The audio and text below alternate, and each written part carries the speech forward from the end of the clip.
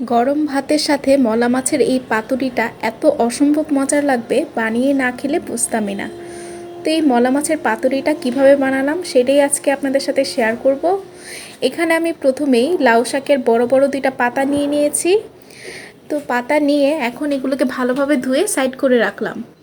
এরপর এখানে কিছু মশলা বেটে নিব। এখানে আমি শুকনো মরিচ, পেঁয়াজ এবং রসুন বেটে নিচ্ছি। আর এটাতে পাটাতে বেটে এই মশলাটা ইউজ করলে পাতুরিটা খেতে খুব মজা লাগে। আপনি চাইলে ব্লেন্ডার করতে পারেন, তবে এভাবে বাটা মশলা করলে এই পাতুরিটা খেতে অসম্ভব মজার লাগবে। তো এখানে আমি বেটে নিচ্ছি। প্রথমে এই শুকনো মরিচগুলো বেটে নিলাম, এরপর রসুনের কোয়াগুলো বেটে নিচ্ছি।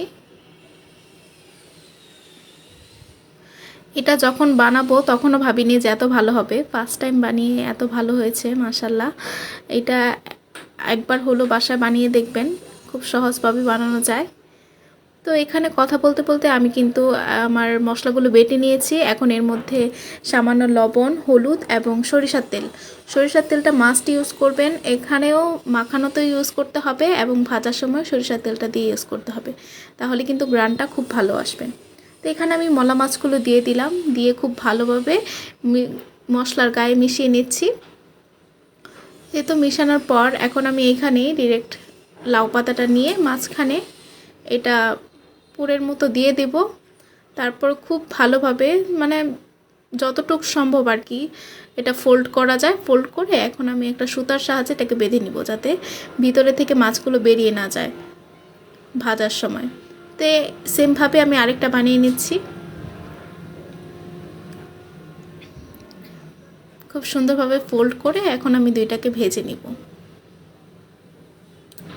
এই তো দুইটা বানানো শেষ আমার। এখন কড়াইয়ে সরিষার তেল দিয়ে দিলাম অল্প।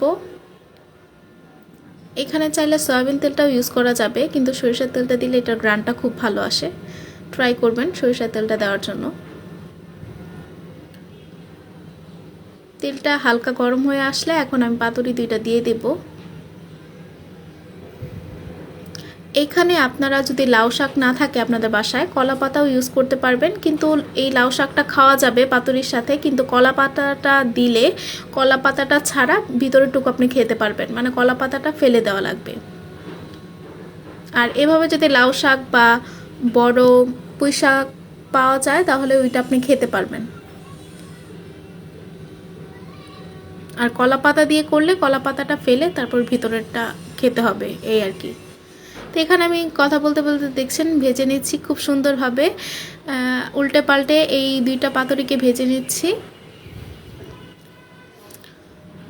তো এখন আমি গরম গরম ভাতের সাথে এটা সার্ভ করব। এটা কিন্তু ঠান্ডা হয়ে গেলে একদমই মজা লাগে না। ট্রাই করবেন রান্না করার শেষে, মানে ভাজার পরেই আপনি গরম ভাত দিয়ে এটা খাওয়ার ট্রাই করবেন। এই তো আমি দেখছেন খাচ্ছি, কতটা লোভনীয় হয়েছে। বাসায় ট্রাই করবেন। আর আজকের মতো এখানেই বিদায় নিচ্ছি। আল্লাহ হাফেজ।